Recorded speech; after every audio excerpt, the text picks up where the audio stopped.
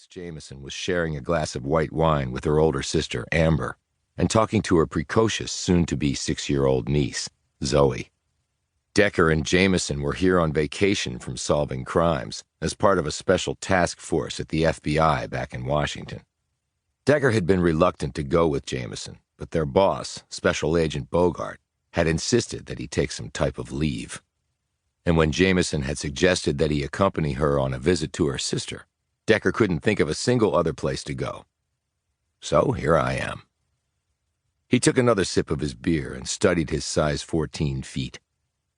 When they had arrived here, introductions had been made, hugs given, pleasantries exchanged, bags put away, and Jamison had given out housewarming gifts to her sister and niece because Amber and her family had only recently moved here.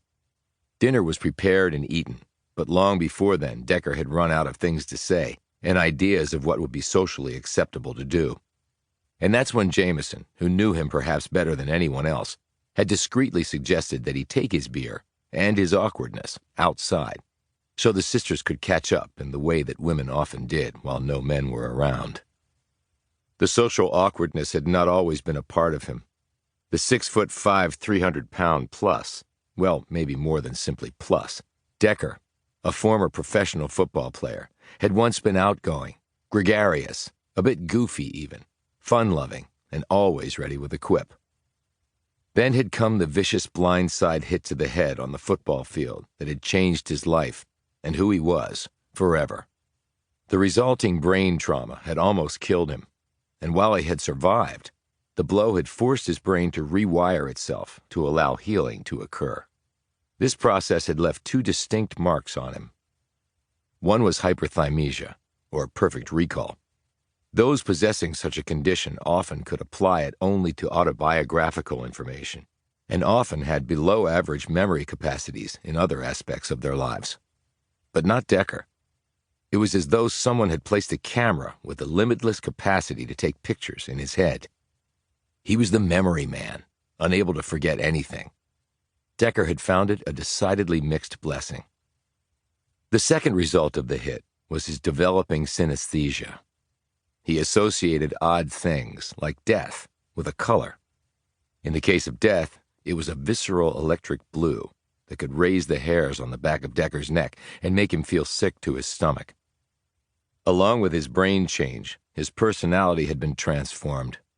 The gregarious, fun-loving prankster had forever vanished, and in its place is me. With his football career irreversibly over, he had gone on to become a cop, and then a homicide detective in his hometown of Burlington, Ohio. He had been married to a wonderful woman named Cassandra, or Cassie as he always called her, and they had had a beautiful child named Molly. Had. It was all past tense, because he no longer had a wonderful wife or a beautiful child. Who killed you? Who murdered you? Well, Decker had figured out who had taken his family from him, and the person had paid the ultimate price.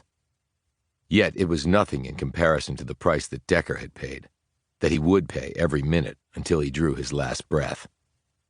And Alex says you can't forget anything. Decker turned from these musings to the source of the query. Zoe Mitchell, twin blonde ponytails, long-sleeved pink shirt with flowers on it, and white shorts showing off dimpled knees, stared curiously at him across the width of the wooden deck attached to the back of her house. My memory's pretty good, yeah, said Decker. Zoe held up a sheet of paper. On it were about a dozen very long numbers. She passed it to him. Can you remember all these? She asked hopefully. Decker glanced at it and then handed the paper back to her. Does that mean you can't remember them? Said Zoe, the disappointment clear on her freckled face. No, it means that I already did. He recited the numbers back to her in the same order they appeared on the page, because that's what he saw in his head, the page of numbers. She broke into a toothy grin. That is so cool. You think so? Said Decker. Her pale blue eyes widened at his remark. Don't you? Sometimes, yeah. It can be cool. He leaned against the deck railing and sipped his beer while Zoe watched him. And Alex says you catch bad people.